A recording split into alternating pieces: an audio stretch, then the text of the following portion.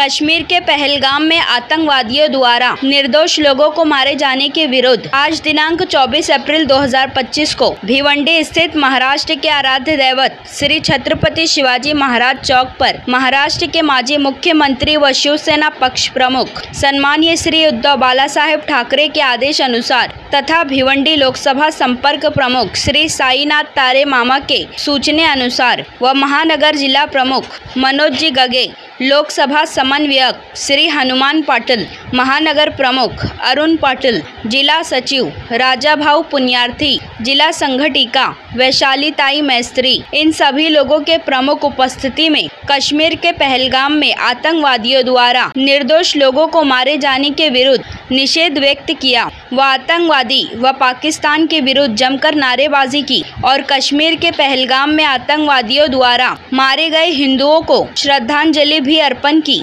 इस निषेध आंदोलन में उप जिला संगठिका कविताताई भगत, भिवंडी तालुका संगठिका फसीताई पाटिल, राजेंद्र कबाड़ी, वैभव तूप साखरे, गणेश मोरे, प्रशांत वसानी, मयूर कदम, प्रताप शिंदे, केदार शिंगासने, अजय तेजे, मुजम्मिल खान, शफीक अंसारी, शंकर खामकर, नितिन काठवले, मनीष गिरी, शांताराम जाधव, विजय गायकवाड़, कुमार श्रीराम, ललित राउत, मीरा भानुशाली, वर्षा पाटिल, नौशिबा अंसारी, सुनीता तरे, रचना चौधरी, नितिन महात्रे, भाई वनगे, भाऊ काठवले, वसंत पुजारी, राजू पातकर सहित भारी संख्या में शिव सैनिक महिला व पुरुष उपस्थित थे। आइए देखें इसकी एक रिपोर्ट। पाकिस्तान मुर्दाबाद। निषेध असो, निषेध असो, निषेध असो, निषेध असो, आवाज कुणाचा, आवाज कुणाचा, मुर्दाबाद मुर्दाबाद।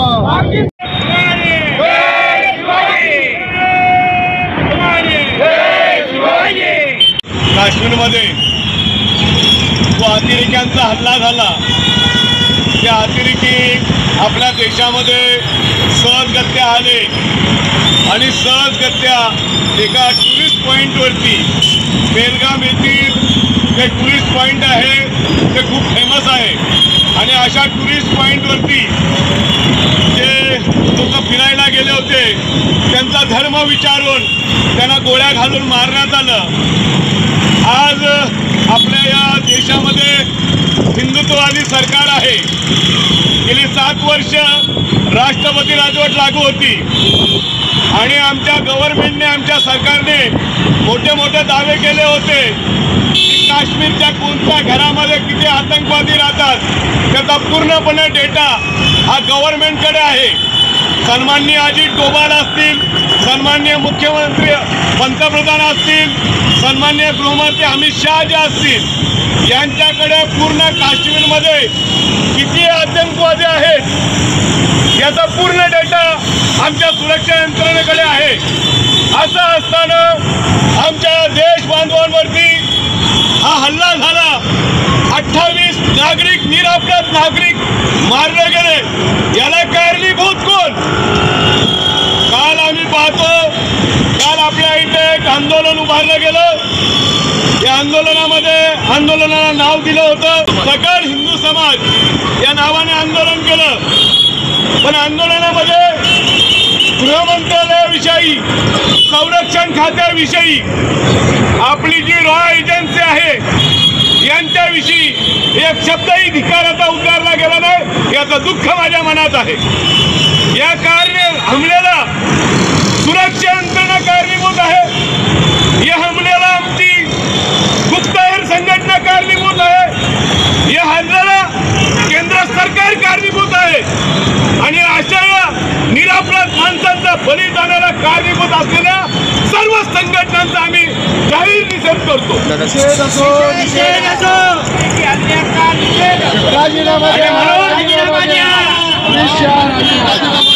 आणि म्हणून जे 28 नागरिक मारले गेले, आपल्या डोंबिवलीमध्ये 3 नागरिक मारले गेले।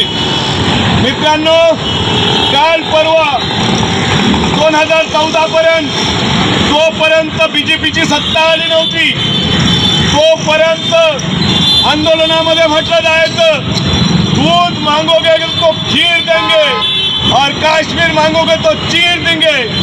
माझा केंद्र सरकारला प्रश्न आहे की कधी तुम्ही पाकिस्तानला चिरणार?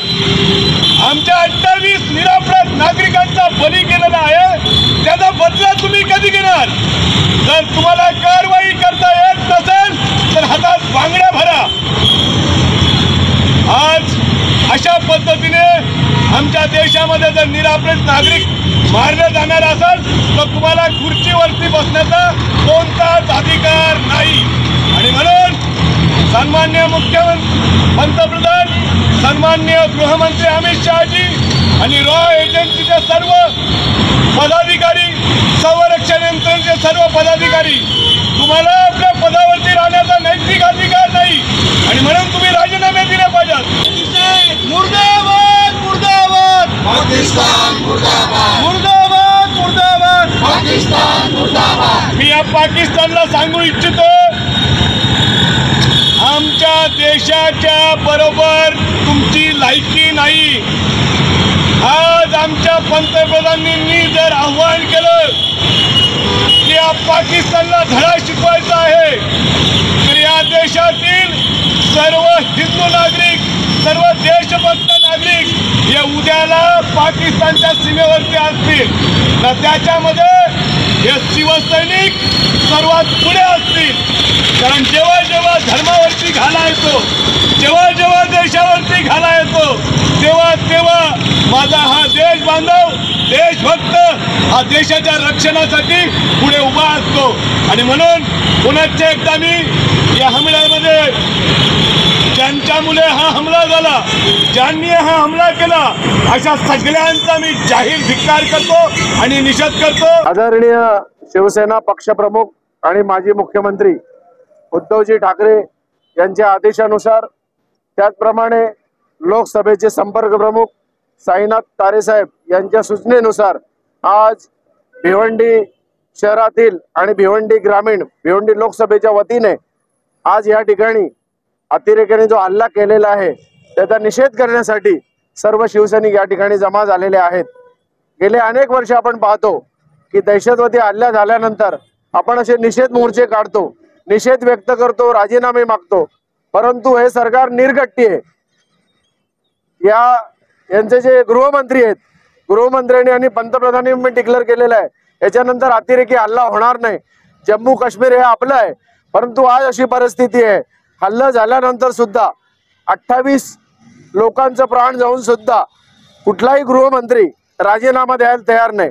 महाराष्ट्राचा मुख्यमंत्री असो की देशाचा मुख्यमंत्री असो, अशा या दहशतवादी हल्ल्याला आपण जबाबदार धरतो, परंतु ही मंडळी राजीनामा द्यायला तयार नसते आणि याच्यामध्ये काही सुधारणा करायला तयार नसते। आज पोलीस डिपार्टमेंट आहे, त्याचप्रमाणे मिलिटरी आहे, या सर्वांना माहिती असते काय होणार आहे काय नाही। काही प्रमाणात हाताच्या बोटावर मोजता येणारे अतिरेकी आहेत, पण यांचा बंदोबस्त सुद्धा या देशाला करता येत नाही। त्यामुळे या ठिकाणी या शिवसेनेच्या वतीने आम्ही अतिरेकी हल्ल्याचा निषेध करतो आणि आमची मागणी आहे की भारताचे जे गृहमंत्री आहेत यांनी हा राजीनामा द्यावा, या प्रकरणामध्ये राजीनामा द्यावा। कारण अतिरेक्यांना जर त्यांना सांभाळता येत नसेल, त्यांना जर कंठस्नान घालता येत नसेल आणि निर्भराध पर्यटक आणि निर्भराध नागरिक जेव्हा मरतात त्याबद्दल दुसऱ्या दिवशी ते दुःख व्यक्त करतात, परंतु कारवाई अशी ठोस कारवाई करत नाही। याला कारणीभूत पाकिस्तान आहे, मग पाकिस्तान कारणीभूत असताना सुद्धा कारवाई का करत नाही याचा प्रश्न सर्व भारतीयांना आहे।